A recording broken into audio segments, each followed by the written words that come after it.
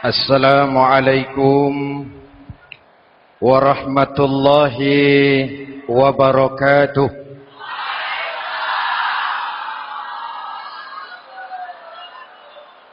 Alhamdulillahi rabbil alamin. Wassalatu wassalamu ala asyrafil mursalin Sayyidina wa maulana Muhammadin wa ala alihi wa sahbihi ajma'in, amma ba'du. Saudara-saudara kaum muslimin yang berbahagia, hadirin, kesempatan malam ini saya ingin cerita akhirat saja. Sudah pernah ke akhirat belum? Mau? Kalau mau saya daftar, besok berangkat. Salah satu rukun iman yang 6, percaya kepada adanya akhirat. Satu saat alam ini akan hancur sehancur-hancurnya. Bumi, gempa, gunung meletus, air laut tumpah ke darat. Planet-planet bertabrakan, halilintar menyambar, angin topan bertiup. Semua yang bernama hidup mati, itu kiamat. Lalu kita akan dibangkitkan di padang mahsyar, dibangkitkan dari kubur kita masing-masing. Dan subhanallah, pada saat bangkit dari kubur itu, keadaan muka kita ini menurut satu riwayat berubah menurut amalan kita masing-masing. Jangan heran nanti ada yang dibangkitkan dari kuburnya itu mukanya berubah jadi muka tikus. Hebat sekali, badannya badan manusia, tangannya tangan manusia, mukanya muka tikus. Sebab apa? Sebab waktu di dunia amalannya amalan tikus. Apa amalan tikus itu? Suka menggeragoti barang yang disimpan rapi-rapi.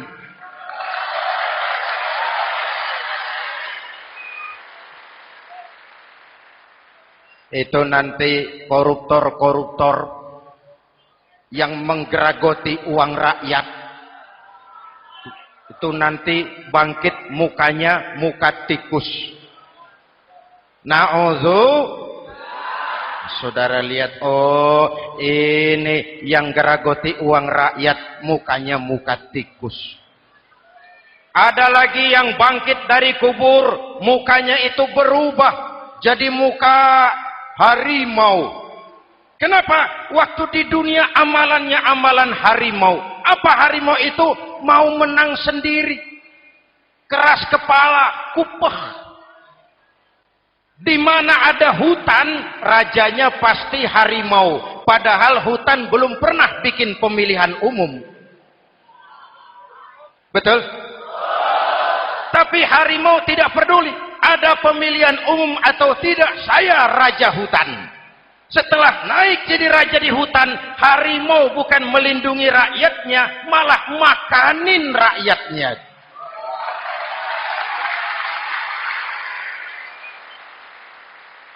Orang-orang yang mau benar sendiri. Ada lagi yang bangkit dari kubur gagah, mukanya muka ketek. Sebab apa? Waktu di dunia amalannya amalan ketek. Apa ketek itu? Rakus, serakah, tamak. Coba, ketek itu kasih pisang, dimakan. Berikan lagi, pegang. Berikan lagi, kakinya yang megang. Temannya diberikan, masih dirampas juga. Ketek. Serakah. Kalau mental ketek masih gentayangan di republik ini, maka pemerataan cuman akan jadi dongeng. Kaum muslimin yang berbahagia, pada saat itu di akhirat nanti, setiap orang sibuk dengan urusannya sendiri-sendiri. boleh jadi setiap kita lalu akan dimintakan pertanggungjawaban jawab. Boleh jadi orang tua tidak sempat lagi mengingat anaknya, saudara tidak lagi sempat memikirkan saudaranya. Tiap orang akan dimintakan pertanggungjawaban jawab.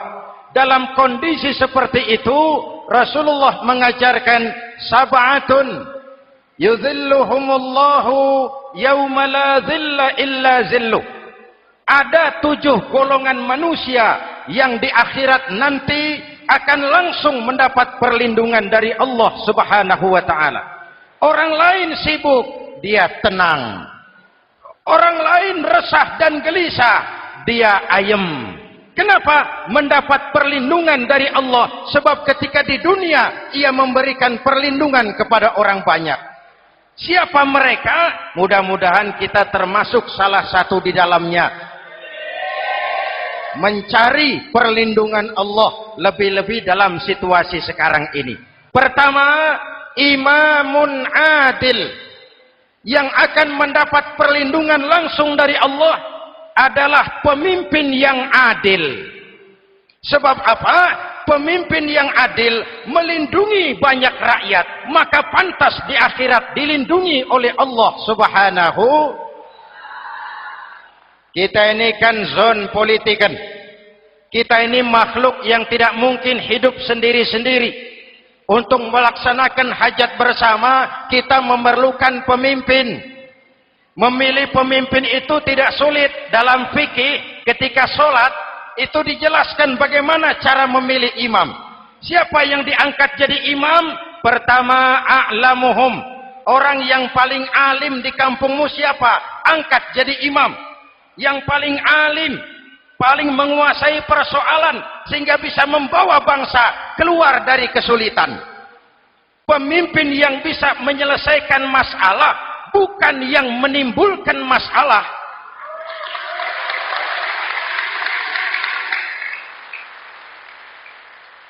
Apalagi kalau pemimpinnya jadi masalah. Bagian dari masalah. Ini namanya pengurus jadi urusan. A'lamuhum. Pak, di kampung saya ada 2 orang. Alimnya sama. Yang mana yang jadi imam? Afsahuhum. Yang lebih fasih lidahnya. Yang paling pandai menyuarakan aspirasi rakyatnya. Punya sense of crisis. Yang satu alim tapi pelo. Yang satu alim tidak pelo. Yang tidak pelo jadi imam. Kenapa tidak sah orang fasih bermakmum kepada imam pelo? Pak, ini imam pelo, makmum pelo semua. Sah. Namanya kampung pelo. Aduh Pak, ini 2 orang alimnya sama, fasihnya sama. Yang mana yang jadi imam? Aktsaruhum sinnan, yang lebih tua umurnya, senioritas baru dihitung. Lahirnya bareng Pak. Yang mana yang jadi imam? Awaluhum hijratan, yang lebih dulu tinggal di situ, yang punya semangat nasionalisme yang tinggi, yang cinta kepada bangsa dan rakyatnya. Sudah ada imam? Sudah. Ayo azan. Apa azan itu? Proklamasi. Salat mau dimulai. Sudah azan? Sudah. Qobliyah 2 rakaat. Qobliyah. Apa qobliyah itu? Dulu ada namanya Panitia Persiapan Kemerdekaan Indonesia. Qobliyah. Sudah qobliyah? Sudah. Luruskan shaf. Atur barisan yang lurus. Rapatkan barisan. Apa ini? Bentuk pemerintahan yang kompak, bersih, berwibawa. Jangan sesama elit saling tawuran.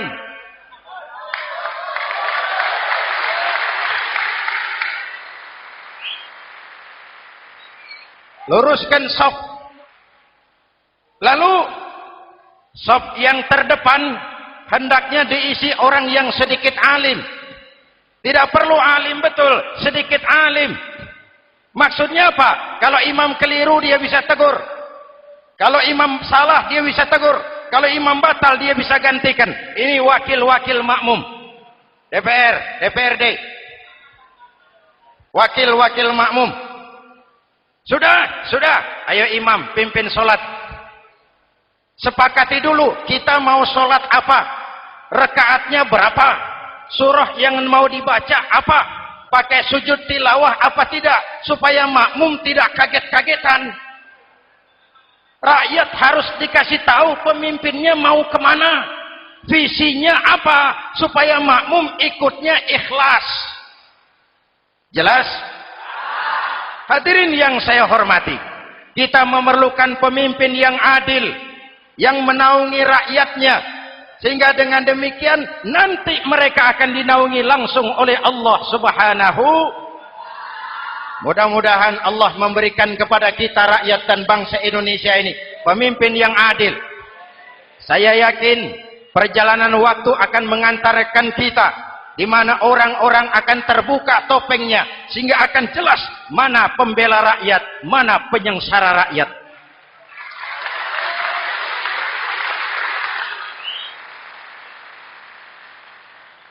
Lalu sebenarnya tiap kita ini kan pemimpin. Pak Lurah pemimpin di kelurahannya, Pak Camat pemimpin di kecamatannya, kepala suami pemimpin di rumah tangganya, anak muda pemimpin bagi dirinya, dan setiap kita akan dimintakan pertanggunggan jawab tentang apa yang kita pimpin. Marilah setiap kita berusaha menjadi pemimpin yang adil. Satu. Yang kedua, syab nasya'a fi ibadatillah, anak muda yang tekun beribadah kepada Allah. Amin. Remaja adalah masa depan kita semua. Akan bagaimana Republik Indonesia, bahkan akan bagaimana Islam di Republik Indonesia 20, 30, 40 tahun yang akan datang, anak-anak kita jawabannya. Jelas? Maka menghancurkan Islam tidak usah menyegel masjid, tidak usah menutup pesantren, tidak perlu melarang pengajian. Cukup dengan meracuni remaja dan pemuda Islam, menjauhkan mereka dari agama dan ulama. Kalau mereka sudah jauh dari agama dan ulama, tinggal menunggu pergantian generasi.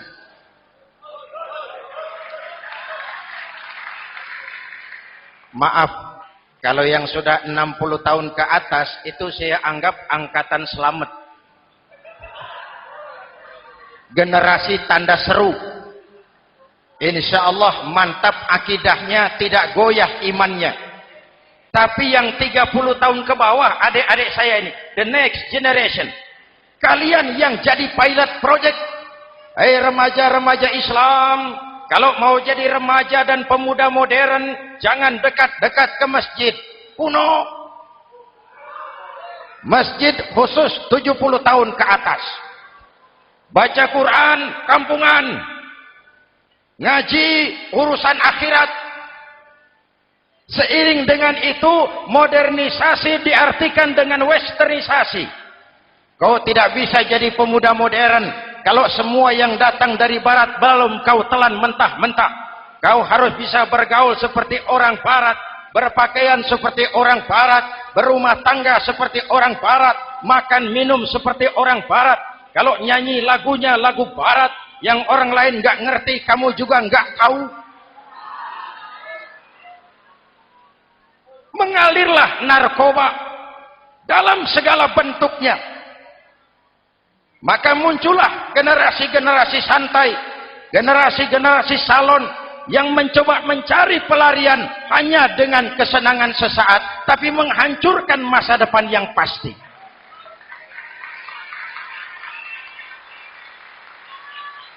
Maka mengalirlah free love, free sex, Samenleben, hidup bersama di luar nikah alias kumpul.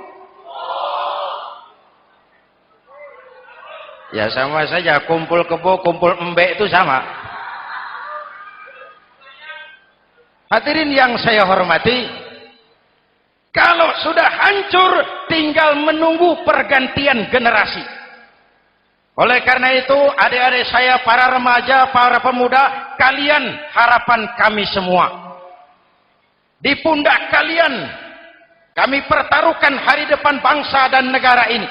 Hidup cuma putaran menunggu giliran. Ada saat datang, ada waktu pergi. Ada hari lahir, ada saat kembali. Ada hari dilantik, ada saat untuk menyerahkan jabatan. Hidup cuma sekadar menunggu giliran. Karena itu kepada kalian saya ingatkan satu ucapan orang bijak. Hai anak muda, berpikirlah kau di waktu pagi. Bekerjalah di waktu siang. Makanlah di waktu sore. Dan tidurlah di waktu malam. Berpikir di waktu pagi. Belajar mumpung masih muda. Bekerjalah di waktu siang. Amalkan ilmu itu setelah dewasa. Makanlah di waktu sore. Hari tua tinggal menikmati hasilnya. Tidurlah di waktu malam. Matilah dengan tenang. Kalau pagi kau tidak berpikir, nanti siang kau tidak akan bisa bekerja. Kalau siang tidak kerja, nanti sore mau makan apa? Kalau sore tidak makan, alamat malam nggak bisa tidur.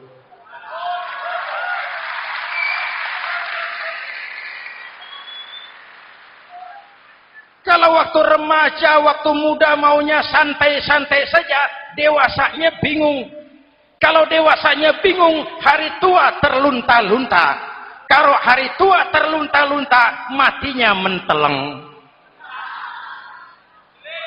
Maka lebih baik makan singkong betulan daripada makan roti mimpi. Ayo, makan singkong betulan, makan roti mimpi, lebih bagus mana? Lebih bagus makan roti betulan.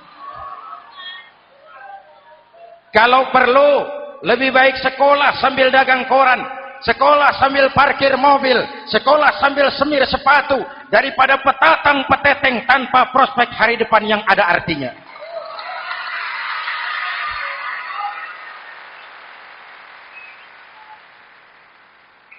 Inilah golongan kedua yang nanti akan langsung mendapat perlindungan dari Allah. Anak muda yang tekun ibadah. Kalau orang tua tekun ibadah, pantas.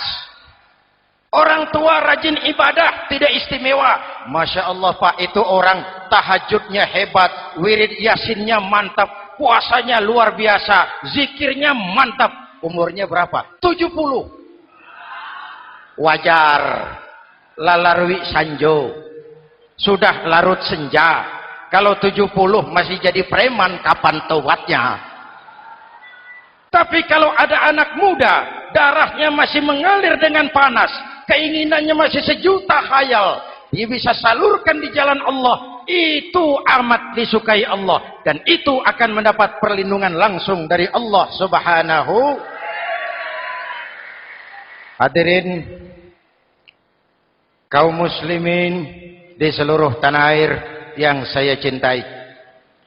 Sekarang kita sampai kepada golongan ketiga yang nanti dinaungi Allah. Itu siapa? Rajulun qalbuhu mu'allaqun bil masajid.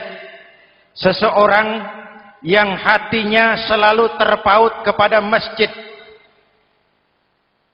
Masjid memang tempat melaksanakan sholat, tapi lebih dari itu dia adalah pusat kegiatan umat. Umat Islam dengan masjid seperti ikan dengan air, tidak boleh berpisah. Sehingga ada hadis qudsi mengajarkan, inna buyuti fil ardil masajid wa inna zuwari fiha ummaruha.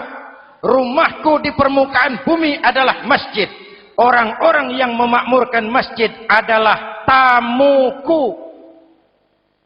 Dari masjidlah terpancar semangat silaturahmi, dan itu yang sangat kita perlukan sekarang. Di tengah-tengah kerentanan kita sebagai bangsa, masjid harus jadi lem perekat. Di sini siapapun yang datang mengucapkan assalamualaikum, betul? Menebarkan salam, menebarkan rasa damai, bersalaman. Kata Nabi, ma min muslimaini yaltaqiyani fayatasafahani illa ghafarallahu dzunubahuma. Apabila dua orang Islam bertemu lalu bersalam-salaman, Allah akan menghapuskan dosa yang terjadi di antara kedua orang itu. Bangsa kita sedang rentan perpecahan. Benih-benih disintegrasi bertebaran di mana-mana. Maka mari kita kembali ke masjid untuk menyusun semangat kebersamaan, meluruskan saf, merapatkan barisan, dan menerjemahkannya di luar masjid. Ini ada kaitannya dengan faktor yang keempat, yang langsung dilindungi Allah. Siapa mereka? Rajulani tahabba fillahi ijtama'a alaihi wa tafarraqa alaihi. Dua orang yang bersaudara, bertemu karena Allah, berpisah karena Allah. Itu akan dilindungi langsung oleh Allah di hari akhirat nanti. Dua orang bersaudara, bertemu karena Allah, berpisah pun juga karena Allah. Tadi dalam perjalanan ke sini, saya melalui sebuah desa. Masih ada sisa-sisa tawuran antar desa. Saya tidak sebutkan desanya, itu rahasia perusahaan. Saya cuma prihatin, siapa lawan siapa? Siapa yang kita bakar rumahnya? Siapa yang kita sambiti dengan batu? Siapa yang kita rugikan? Padahal urusannya kadang-kadang sepele. Di satu desa misalnya, cuma urusan kaset jadi tawuran antar desa. Ini kan hal yang sangat sepele. Padahal Nabi mengajarkan dengan keras, kalau dua orang Islam saling bertengkar, al-qatil wal maktul finnar. Yang membunuh dan yang dibunuh, dua-duanya neraka. Sahabat bertanya, ya Rasul, kalau yang membunuh masuk neraka, pantas. Kenapa yang dibunuh neraka juga? Rasulullah senyum lalu berkata, yang dibunuh pun sudah punya niat membunuh. Cuma keduluan dibunuh. Andai kata tidak dibunuh, dia yang akan membunuh. Mari kita renungkan, kenapa sebagai bangsa kita seperti tercabut dari akar budaya kita. Kita jadi beringas, kita jadi brutal untuk hal yang sepele. Yang satu teriak Allahu Akbar, yang lain teriak Allahu Akbar. Siapa lawan siapa? Dulu Bung Tomo teriak Allahu Akbar, musuhnya londo. Sayyidina Hamzah, Khalid bin Walid teriak Allahu Akbar, yang dilawan kafir. Abu Jahal, Abu Lahab, Abu Sufyan. Sekarang si Ali lawan si Hasan, Hasan Allahu Akbar, Ali Allahu Akbar. Siapa lawan siapa?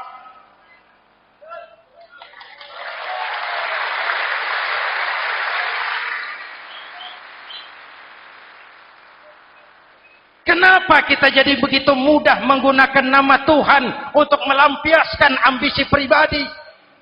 Kenapa Allahu Akbar yang begitu sakral kita lepas cuma untuk pelampiasan sebuah dendam? Dua orang yang bersaudara, bertemu karena Allah, berpisah karena Allah. Itu ukurannya. Kau di jalan Allah, kau saudaraku. Keluar dari jalan Allah, selesai persaudaraan sampai di sini.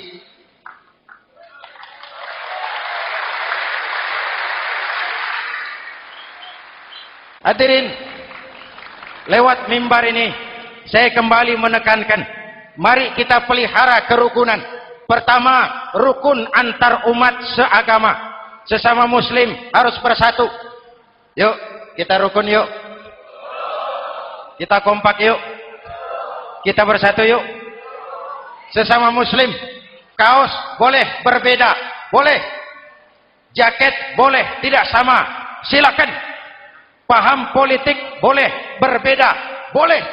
Kau lewat sana, saya lewat sini, nanti kita ketemu di sana. Betul?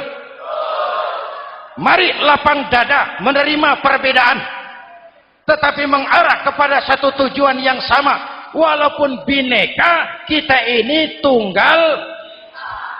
Seperti dilatih di masjid ini. Dua orang yang bersaudara, bertemu karena Allah, berpisah karena Allah. Hati-hati, di masyarakat sekarang ini kan lebih banyak tukang kompor daripada tukang lem. Tahu tukang kompor? Hangati sana, panasi sini, bakar sana, sulut sini. Terbakar kita, dia lari tepuk tangan. Udah capek kita rakyat diobok-obok. Udah capek kita rakyat dialamatkan, dijadikan address. Semua kalau pidato demi rakyat, untuk rakyat, buat rakyat, padahal nggak pernah kenal sama rakyat. Kita cuma jadi alamat. Mari kita kokohkan akar kebersamaan. Kita sama-sama anak Ibu Pertiwi. Di negeri ini kita dilahirkan. Air negeri ini yang kita minum. Udara negeri ini yang kita hirup. Kalian remaja, kalian pemuda, lebih bertanggung jawab karena kalian anak Ibu Pertiwi.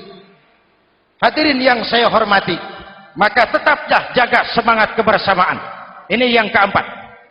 Yang kelima, rajulun zakarallaha khalian fafadat ainahu. Seseorang yang mengingat Allah dalam kesunyian lalu berlinang air matanya. Tengah malam, dikala orang sedang tidur, dia bangun munajat. Gemersik tikar tersentuh tangan, laksana lambaian tangan malaikat maut datang hendak merenggut nyawa. Terbayang dosa yang pernah dia kerjakan, air mata berurai membasahi pipi tanpa terasa. Orang yang munajat semacam itu nanti langsung mendapat perlindungan dari Allah Subhanahu. Saya pernah baca hadis qudsi, merinding bulu kuduk saya mendengar hadis qudsi ini. Terbayang Indonesia saya, Indonesiaku, Indonesiamu, Indonesia kita semua. Apa kata Allah dalam hadis qudsi? Inni la ahammu bi'azabi ibadi. Kadang-kadang aku muak melihat tingkah laku manusia. Aku kepengen turunkan azab. Kalau azab turun di bumi, kita sudah merasakan banjir di mana-mana. Manado banjir, Sumatera Barat banjir, Jambi banjir, Bengkulu, tanah longsor di Purworejo, Cilacap banjir, Sukabumi gempa, Pandeglang gempa, ekonomi terpuruk, antar kampung tawuran, antar elit di atas tawuran.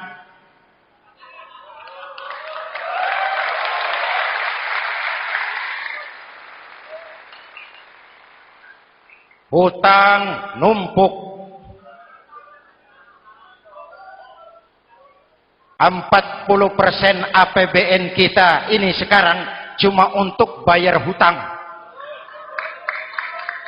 Itu pun dengan asumsi dolar 7.000, 9.000, artinya sekitar 50% APBN kita untuk bayar hutang. Untungnya sekarang ini yang agak menolong, harga minyak membaik di pasaran internasional.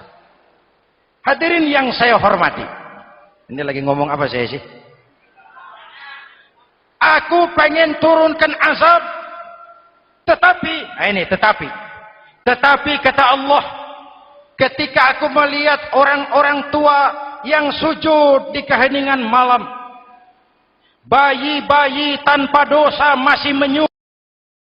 Ada hadis qudsi mengajarkan, inna buyuti fil ardil masajid wa inna zuwari fiha ummaruha. Rumahku di permukaan bumi adalah masjid. Orang-orang yang memakmurkan masjid adalah tamuku. Dari masjidlah terpancar semangat silaturahmi. Dan itu yang sangat kita perlukan sekarang. Di tengah-tengah kerentanan kita sebagai bangsa, masjid harus jadi lem perekat. Di sini siapapun yang datang mengucapkan assalamualaikum. Betul?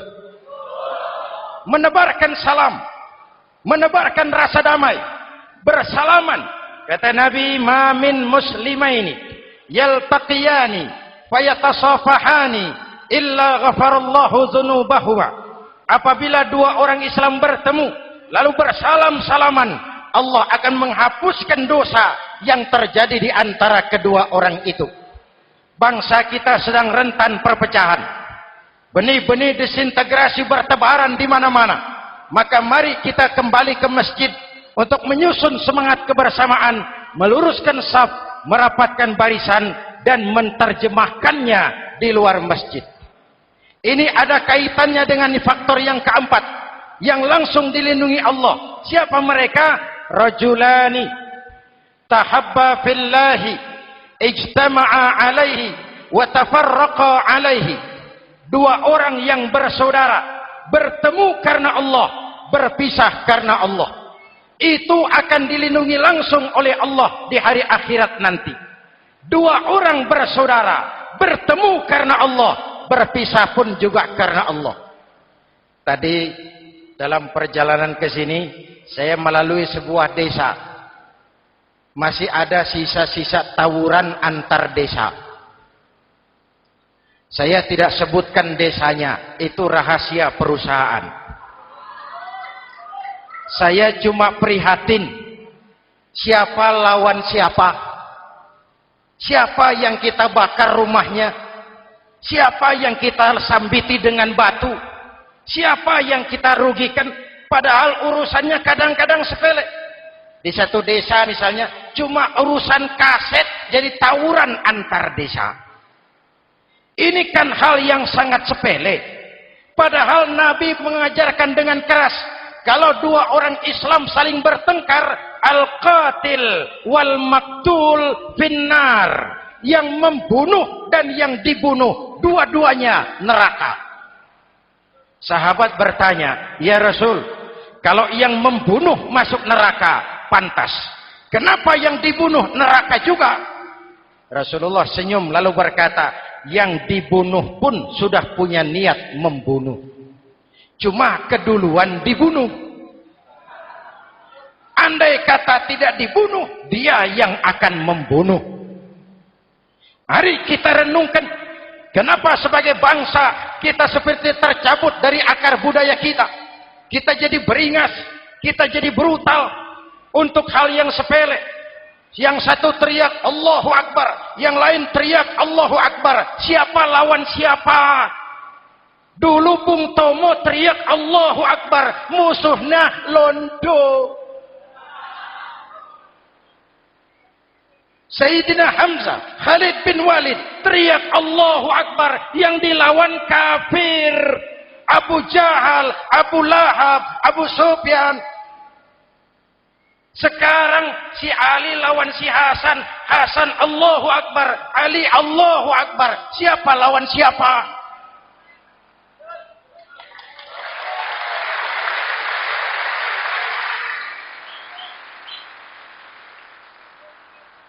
Kenapa kita jadi begitu mudah menggunakan nama Tuhan untuk melampiaskan ambisi pribadi? Kenapa Allahu Akbar yang begitu sakral kita lepas cuma untuk pelampiasan sebuah dendam?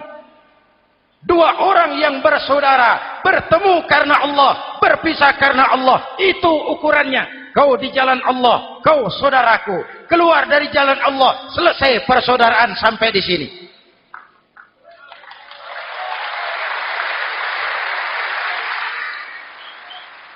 Hadirin, lewat mimbar ini saya kembali menekankan, mari kita pelihara kerukunan. Pertama, rukun antar umat seagama. Sesama muslim harus bersatu. Yuk, kita rukun yuk. Kita kompak yuk. Kita bersatu yuk. Sesama muslim, kaos boleh berbeda, boleh. Jaket boleh tidak sama, silakan. Paham politik boleh berbeda, boleh. Kau lewat sana, saya lewat sini, nanti kita ketemu di sana. Betul? Mari lapang dada menerima perbedaan, tetapi mengarah kepada satu tujuan yang sama. Walaupun bineka, kita ini tunggal. Seperti dilatih di masjid ini. Dua orang yang bersaudara, bertemu karena Allah, berpisah karena Allah. Hati-hati, di masyarakat sekarang ini kan lebih banyak tukang kompor daripada tukang lem. Tahu tukang kompor? Hangati sana, panasi sini, bakar sana, sulut sini. Terbakar kita, dia lari tepuk tangan. Udah capek kita rakyat diobok-obok. Udah capek kita rakyat dialamatkan, dijadikan address. Semua kalau pidato demi rakyat, untuk rakyat, buat rakyat, padahal nggak pernah kenal sama rakyat. Kita cuma jadi alamat. Mari kita kokohkan akar kebersamaan. Kita sama-sama anak Ibu Pertiwi. Di negeri ini kita dilahirkan. Air negeri ini yang kita minum, udara negeri ini yang kita hirup. Kalian remaja, kalian pemuda lebih bertanggung jawab karena kalian anak Ibu Pertiwi. Hadirin yang saya hormati, maka tetaplah jaga semangat kebersamaan. Ini yang keempat. Yang kelima, rajulun zakarallaha khalian fafadat ainahu. Seseorang yang mengingat Allah dalam kesunyian, lalu berlinang air matanya.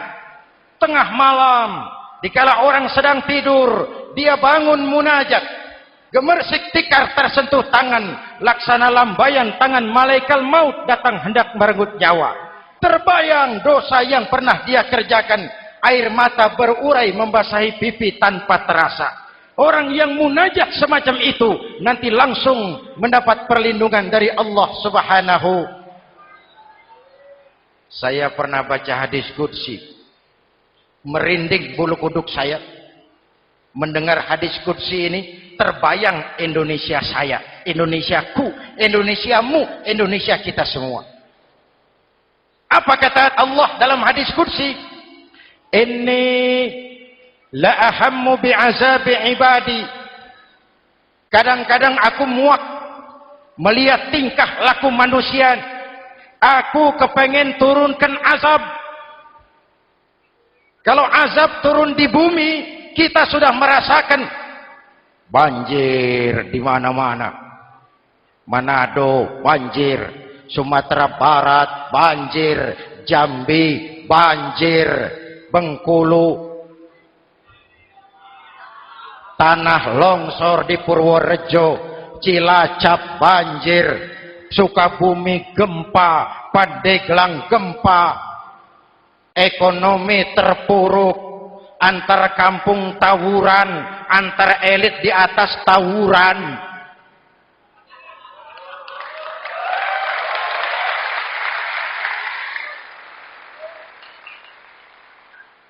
Hutang numpuk. 40% APBN kita ini sekarang cuma untuk bayar hutang. Itu pun dengan asumsi dolar 7.000, 9.000, artinya sekitar 50% APBN kita untuk bayar hutang. Untungnya sekarang ini yang agak menolong, harga minyak membaik di pasaran internasional. Hadirin yang saya hormati, ini lagi ngomong apa saya sih? Aku pengen turunkan azab, tetapi kata Allah, ketika aku melihat orang-orang tua yang sujud di keheningan malam, bayi-bayi tanpa dosa masih menyusu, binatang ternak melata mencari makan, murkaku surut, azab aku tarik kembali. Ayo renungkan hadis ini. Allah mau marah nggak jadi, azab ditarik, kesulitan diangkat, pertolongan datang, ada yang meredam murka Allah. Allah mau marah nggak jadi. Kenapa? Orang-orang tua yang tengah malam sujud sambil berlinang air mata, itu yang meredam murka Allah, yang ikhlas menangis kepada Allah, bukan menangis berdasarkan pesanan. Ini kan sekarang apa yang nggak bisa dipesan? Istighosah pesanan, demo pesanan, 10.000 berangkat. Ngerti apa enggak urusan soal lain.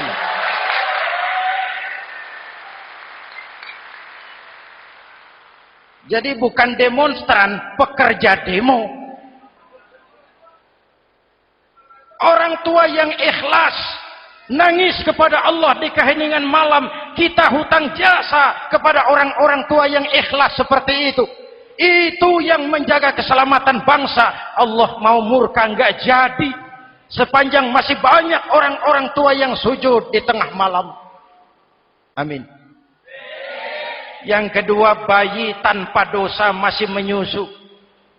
Tanpa dosa. Binatang melata mencari makan. Sekarang bagaimana kesulitan enggak mau panjang. Mengamalkan hadisnya terbalik. Yang disuruh itu orang tua tengah malam sujud, bayi tanpa dosa nyusu. Sekarang ini orang tua tengah malam nyusu, bayi tanpa dosa dibuang ke tempat sampah. Akibat pergaulan bebas, bayi tanpa dosa dibuang ke tempat sampah. Orang tua tengah malam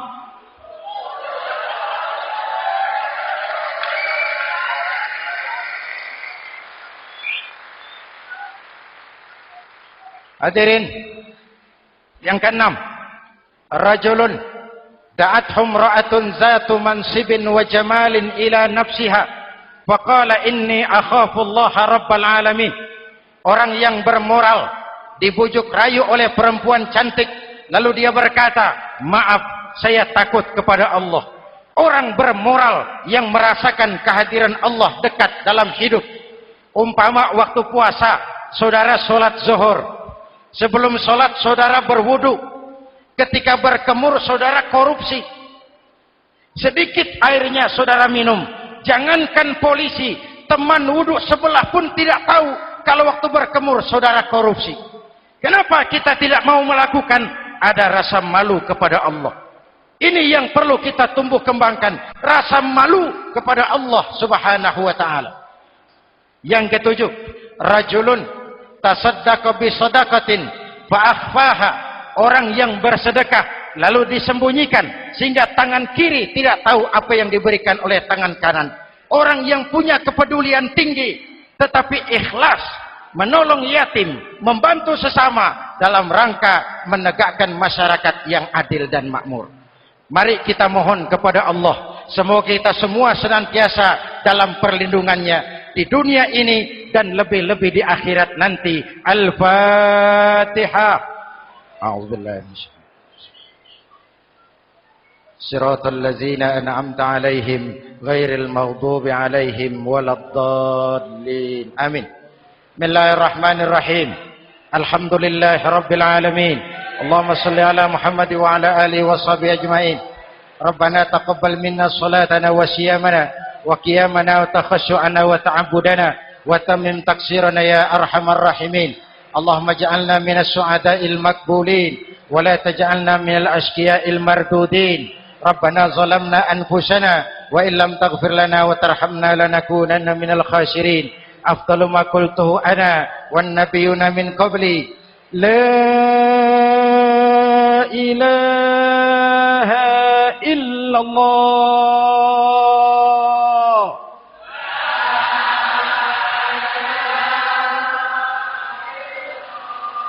La ilaha illallah.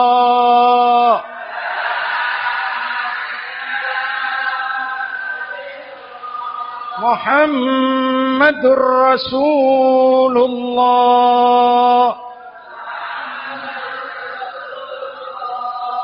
Kalimatu haqqin 'alaiha nahya wa 'alaiha namut wa 'alaiha nubashu insyaallah minal aminin wa akhiru da'wana alhamdulillahi rabbil alamin. Assalamualaikum warahmatullahi wabarakatuh.